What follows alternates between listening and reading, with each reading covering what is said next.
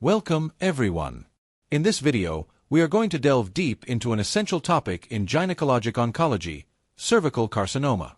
This comprehensive session is designed to help you develop a clear understanding of cervical cancer, including its epidemiology, pathophysiology, clinical features, diagnostic approach, staging, and treatment options. The presentation is especially tailored for medical students, with the aim of building both conceptual and clinical knowledge. To begin with, let's examine the global burden of cervical cancer. Cervical carcinoma is the fourth most common malignancy among women worldwide. It continues to be a major cause of cancer-related mortality, particularly in developing countries, where access to effective screening and preventive strategies is often limited. The central etiological agent in cervical cancer is the human papillomavirus, commonly referred to as HPV. This virus plays a pivotal role in initiating the disease process. In clinical practice, HPV testing is now widely recommended as a primary screening tool for women between the ages of 30 and 65. Any woman who presents with symptoms, has abnormal screening test results, or is found to have visible lesions on the cervix should undergo further evaluation with colposcopy and directed biopsy. Turning now to the pathophysiology of cervical cancer, we will begin by understanding the sequence of events from HPV infection to invasive malignancy. HPV infection is a prerequisite for the development of cervical cancer. Although the vast majority of sexually active women acquire HPV at some point, nearly 90% of these infections are transient and resolve spontaneously within months to a few years. Within 2 years of infection, low-grade squamous intraepithelial lesions, or SILs, may become evident on cytological examination. However, only about 5% of HPV infections progress to high-grade cervical intraepithelial neoplasia, CIN2 or CIN3, within 3 years. From CIN3, around 20% of lesions progress to invasive carcinoma within 5 years, and approximately 40% progress within 30 years. To appreciate the transformation process, one must understand the anatomy of the cervix. The cervix has two epithelial surfaces, the ectocervix, which is lined by stratified non-keratinized squamous epithelium, and the endocervix, which is lined by single-layered mucus-secreting columnar epithelium. The point at which these two epithelia meet is known as the squamo-columnar junction, or SCJ. The transformation zone is the area around the SCJ where squamous metaplasia replaces columnar epithelium. This region is hormonally sensitive and particularly susceptible to environmental factors like vaginal pH and chronic irritation. The transformation zone, being the site of active cellular turnover, is highly vulnerable to DNA damage, especially from high-risk HPV types. High-risk HPV types, especially HPV 16 and 18, gain entry into the basal epithelial cells of the transformation zone through microabrasions. These viruses produce two important oncoproteins, E6 and E7. E6 binds to and degrades the tumor suppressor protein p53, impairing apoptosis and DNA repair mechanisms. E7 inhibits the retinoblastoma protein, allowing uncontrolled cell cycle progression. Together, these effects promote persistent infection, genomic instability, and the development of dysplasia. The process of dysplasia begins when the normal squamous metaplasia of the cervix becomes disordered under the influence of HPV. Low-grade squamous intraepithelial lesions, corresponding to CIN1, are characterized by involvement of the lower one-third of the epithelium and often regress spontaneously. In contrast, high-grade lesions such as CIN2 and CIN3 are more severe and involve greater degrees of epithelial abnormality, with increased risk of progression to invasive carcinoma. Histologically, these lesions show loss of cell polarity, nuclear atypia, and mitotic figures extending into the upper epithelial layers. Additional risk factors can accelerate the progression from HPV infection to cancer.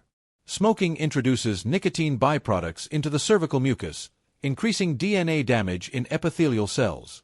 Immunosuppression, particularly in women with HIV infection, reduces the body's ability to clear the virus. Clinically, cervical cancer presents with a range of symptoms, depending on the stage of disease.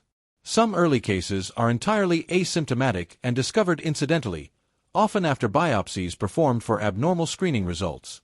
In most symptomatic early-stage cases, women may present with postcoital bleeding, prolonged menstrual bleeding, intermenstrual bleeding, or postmenopausal bleeding.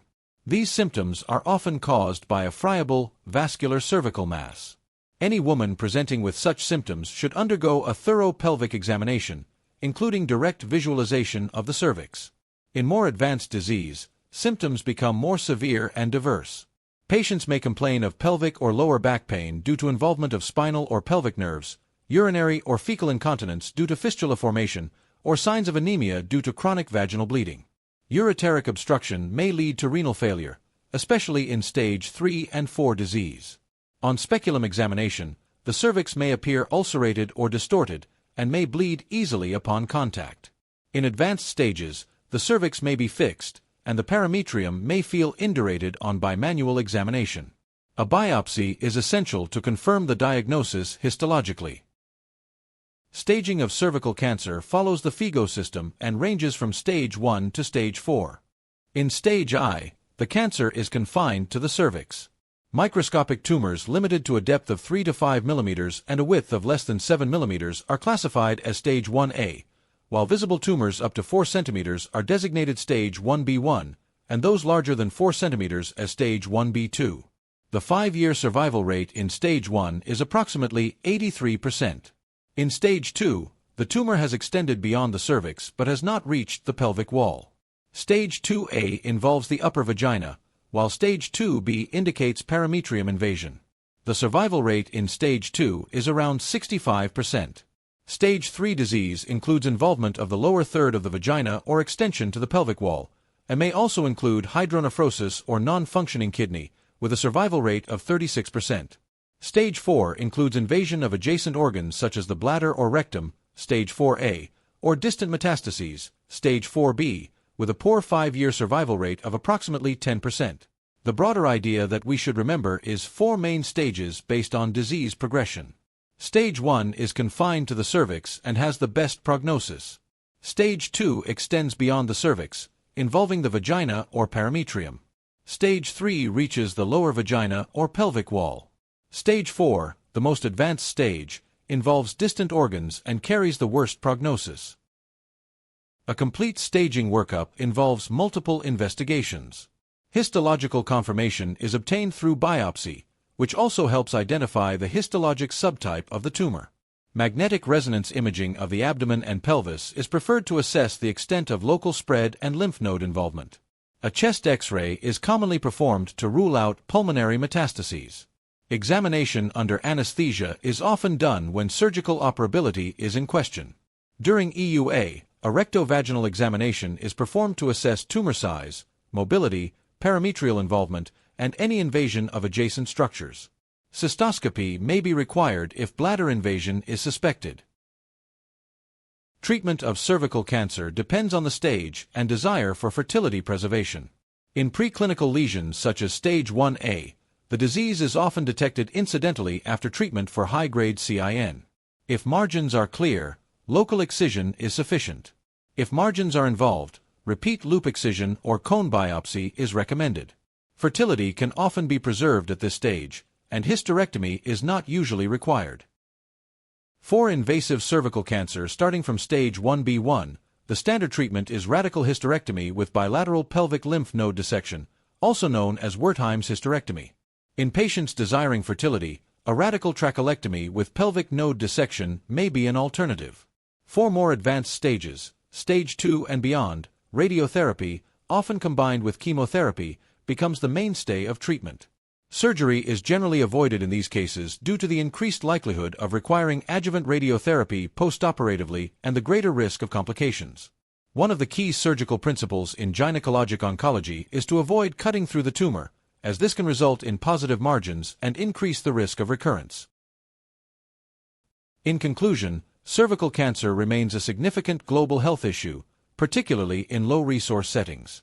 Understanding the natural history of the disease, its pathophysiology, and the importance of screening and early diagnosis is essential for any future clinician. Remember, timely detection through screening and the prevention of infection through HPV vaccination remain the cornerstone strategies in the global fight against cervical cancer. Thank you for watching.